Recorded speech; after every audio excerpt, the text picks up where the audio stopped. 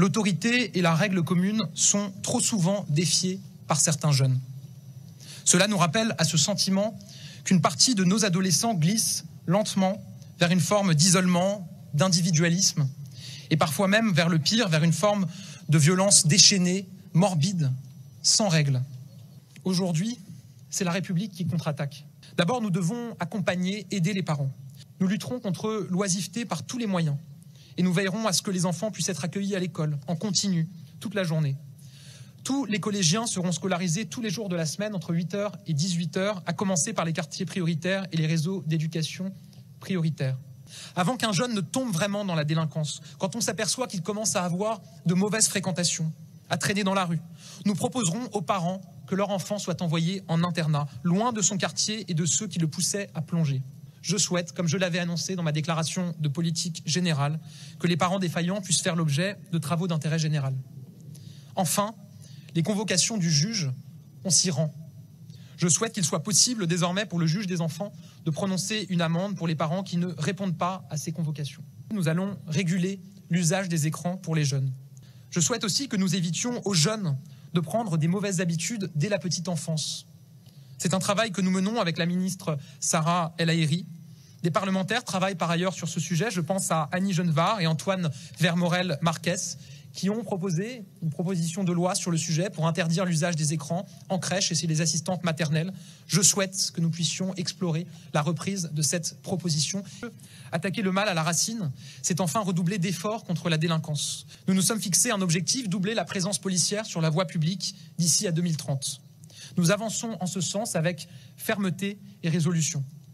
Ce travail, cette présence de bleu dans les rues, au contact des habitants est nécessaire. Cela brime la délinquance, cela dissuade, cela permet aussi de créer du lien entre les forces de l'ordre et la population. Je souhaite que Nicole Belloubet, avec les chefs d'établissement, l'ensemble de la communauté éducative, travaille pour une pleine entrée en vigueur dès la rentrée prochaine de ces mesures concrètes de bon sens. Se lever dès qu'un professeur rentre dans la classe. Faire participer l'ensemble des élèves, dès le plus jeune âge, aux tâches communes au sein de leur établissement scolaire.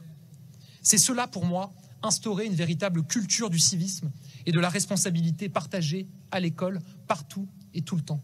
Dès la rentrée prochaine, nous instaurerons des commissions éducatives dès l'école primaire avec des sanctions adaptées à l'école primaire. Je souhaite que les parents signent avec les établissements scolaires à chaque rentrée un contrat de droits et obligations.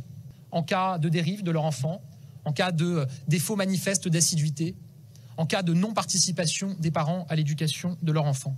Je suis favorable à ce que les jeunes qui perturbent le plus gravement les cours se voient sanctionnés sur leur brevet, leur CAP ou leur bac, et qu'une mention soit apposée sur leur dossier Parcoursup lorsqu'ils ont gravement perturbé la vie de l'établissement pour que cela ait un impact.